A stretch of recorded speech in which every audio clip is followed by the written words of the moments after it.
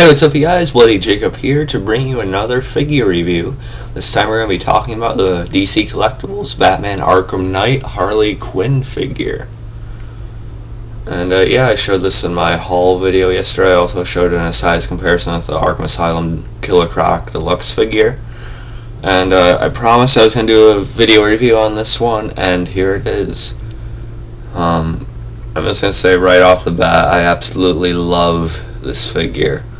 I'm not exaggerating whatsoever. This may very well be one of my favorite figures in my entire collection right now. It's just amazing, man. I was always meaning to get a Harley Quinn, especially after I was picking up all those other like Arkham Origins figures with the set and stuff like that.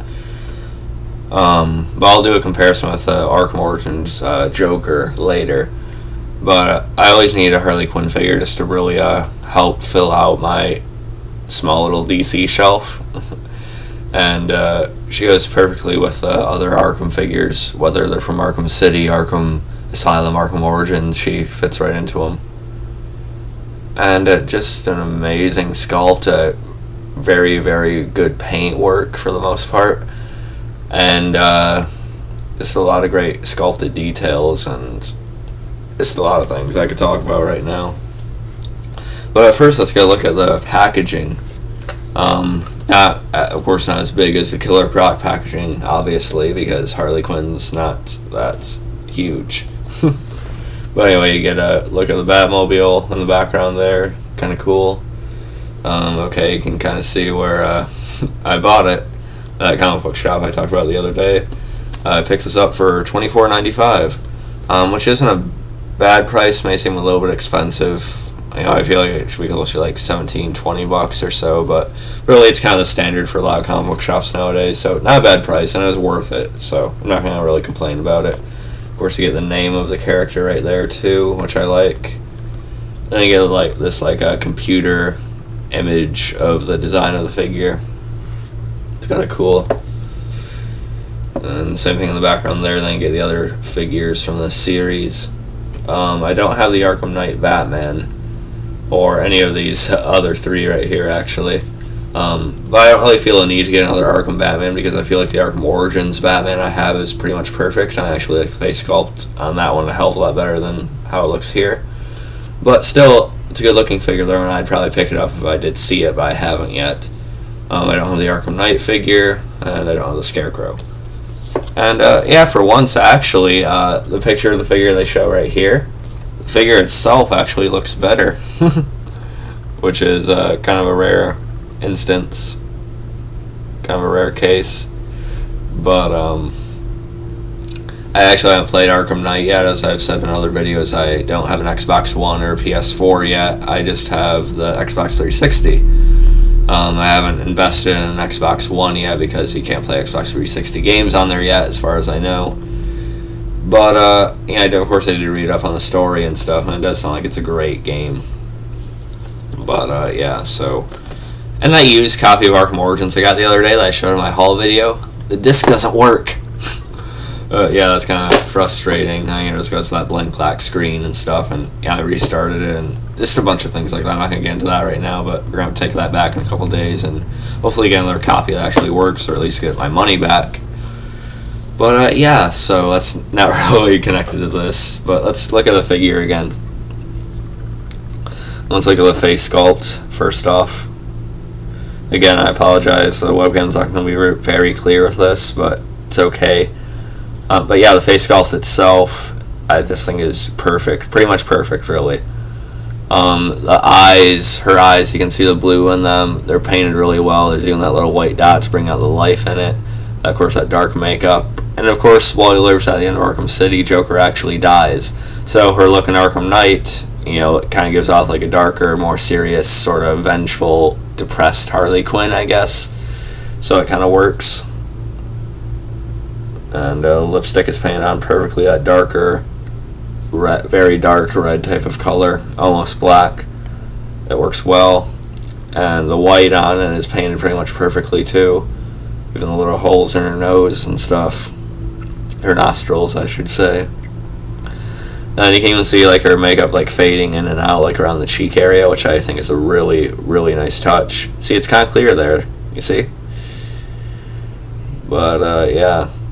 And the hair, it's a nice dirty blonde color with some like, I think it's some gray type of, some kind of wash going on. But yeah, it looks pretty good, and then it's dyed in like black, green, blue type of color on one end for the pigtails, and on the other it's dipped in that red. And you know, it's not really too far off from how she's gonna look in the Suicide Squad movie either. So I'm looking forward to a live action Harley Quinn for sure. But just I love the sculpt on her outfit here. It's sort of like a cross between what she wore in Arkham City and what she wore in Arkham Asylum. Sort of that nurse outfit with a bit of a twist on it. Love the skirt. It's a softer rubber material, so it doesn't really hinder the leg movement, articulation, whatever you want to call it. And the boots are painted 2 different colors, like Harley does often. You know, it goes from black to red, then black to red, you know, like opposite ways and stuff. The red boot I really like, especially because it has a nice black wash going throughout. It's a really nice sculpt to it too. Same thing with the black.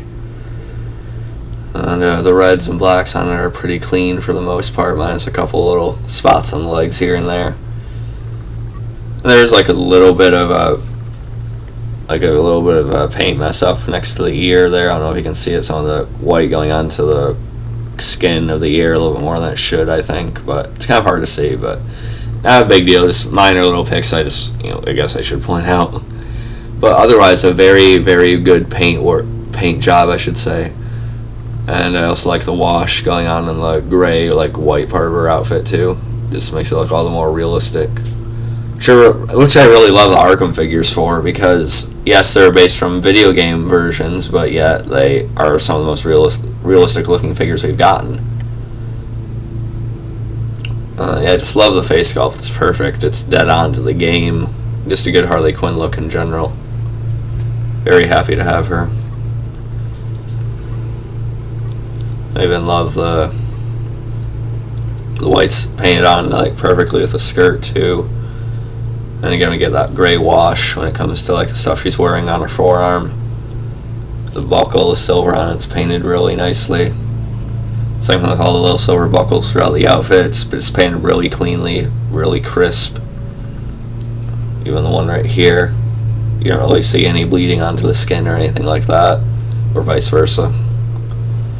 Of course, you get some sculpted work right here with a little diamond design. These are just painted though, but still nice. And yeah, there's just a lot of things I could keep on talking about with this figure. Like even, well, okay, we're gonna look at the chest area, okay? But yeah, nice sculpt, obviously. But like even the red doesn't really bleed onto the skin at all. Neither does the black. You know, just like minor little bits here and there. Like there's a little red, slight red speck on the breast there. But really nothing that noticeable and doesn't take away from the figure whatsoever. So again, I'm really commending them on their work here. And yeah, like I said, there's a little bit of black bleeding onto the skin there, but you know, I'm going to stop pointing out every little bit of it. Because overall, it's just a lot more clean than you'd see on most figures nowadays, so hats off to them. Yeah, let's look at their articulation real quick. She actually does have quite a bit, especially compared to some of the other Arkham figures. She has a lot more than the Jokers I've seen. So let's take a look at it. The ankle does go down quite a bit, like so. And it does have a really, really nice ankle pivot. Charmus Prime would be happy. Not right now. And yeah, the boot does move full 360. Double jointed knees, very nice. And the leg does go out like that quite a bit, very nicely. She's an athletic type of character, so it makes sense. And it goes forward a decent amount. Like I said, the skirt does stop it a little bit, but it's that rubber material, so it doesn't hinder it quite as much as it would if it was like a hard plastic, so it's still good. And the There's no waist articulation, unfortunately, but that's not big of a deal. No torso joint or anything like that. But again, the sculpt is just so good, I'm not really going to mind that too much. Well, yeah, there is a torso joint. Sorry. But yeah, there is a torso joint there, and it's very good because it doesn't really harm the sculpt or anything like that either, so that's good. The hand does do a whole 360. Single, there's like a, I forget what you'd call this, but it's a single thing at the elbow here. And it can, you know, turn and stuff like that too. And shoulder does go out like that, just a bit, not much though. And it goes like that, whole 360. Head does a whole 360 too, which is nice. And the pigtails, they're not articulated or anything, but they are kind of pliable. But I wouldn't like pull on them too much because I feel like they could come off. But again, they're gonna stay on as long as you don't like get too rough with it. God, I just love the look of this figure. It's incredible, man. I love it. I adore it. But yeah, so a pretty good amount of articulation on her. And she does come with some accessories as well. She comes with a couple alternate interchangeable hands. I have one of the alternate ones on right now, but I forget which one is the alternate. But yeah, so I'll show you the hand she has on right now. This one's more of the for gripping the bat she comes with, which I'll show in This one's more for gripping the bat she comes with, which I'll show more of in a second here.